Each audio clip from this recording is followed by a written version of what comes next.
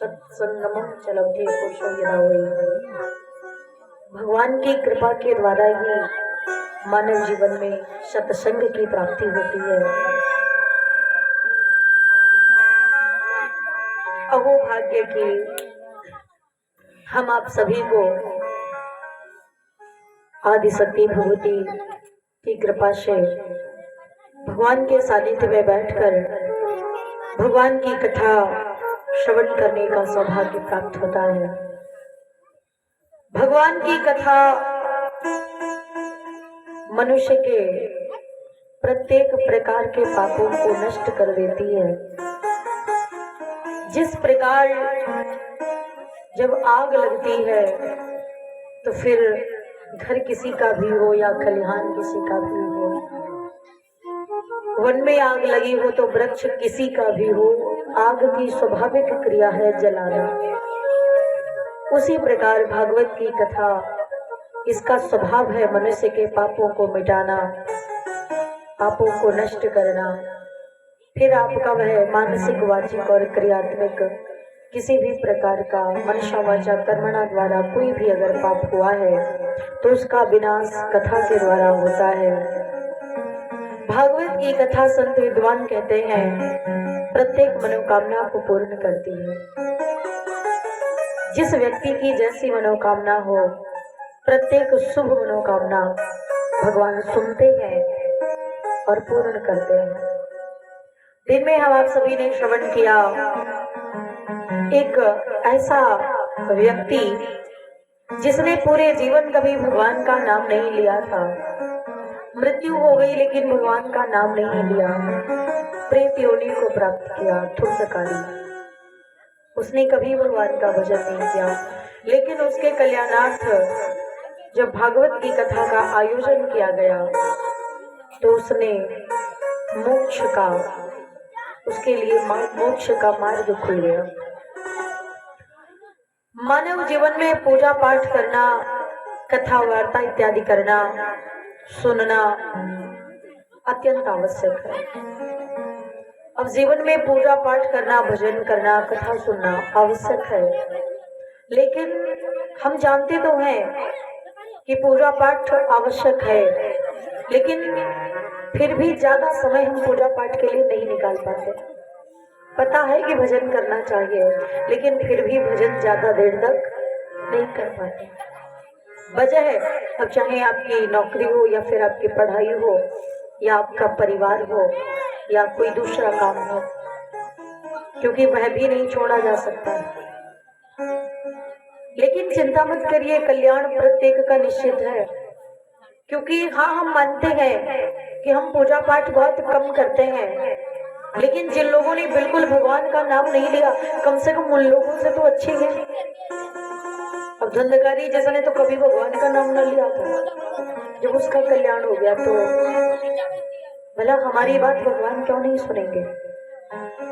हो सकता है थोड़ी देर हो जाए, देर हो सकती है, अंधेर नहीं हो सकता।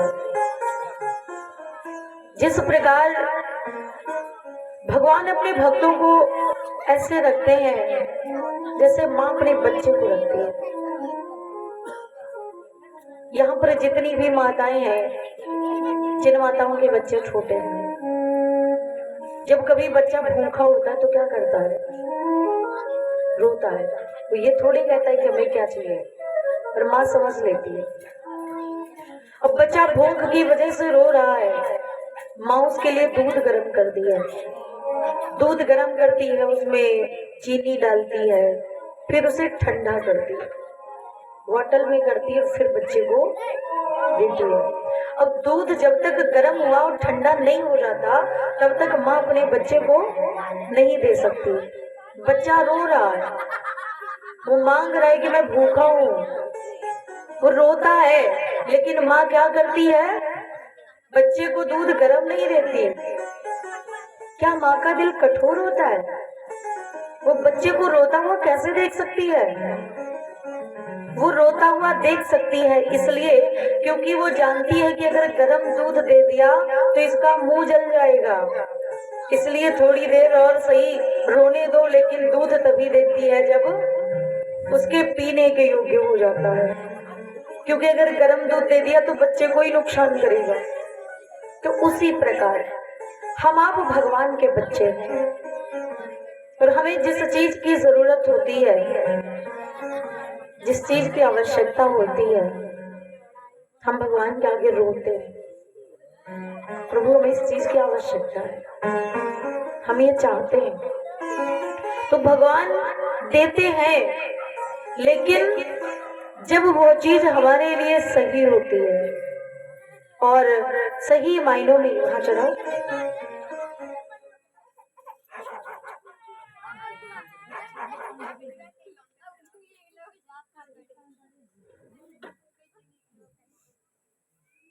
बोलिए भक्तवत्सल भगवान की जय। भक्त रोता है और भगवान से कहता है कि प्रभु आप सुनते क्यों नहीं हो? क्या हमारे ये आंसू, क्या हमारी ये पुकार आप तक पहुंचती नहीं है? क्या हमारी आवाज आप तक नहीं पहुंचती है? तो भगवान सुन रहे होते हैं, भगवान देख रहे होते हैं, लेकिन जैसे माँ बच्चे को रोता हुआ देखती है ना, लेकिन गर्म दूध नहीं देती, क्योंकि वो जानती है कि ये बच्चे को नुकसान करेगा। तो भगवान भी देखते हैं, भगवान कहते हैं बेटे थोड़ी देर और रुक जा, और जब तक चीज हमारे लिए सही नहीं हो जाती तब तक भगवान देते नहीं।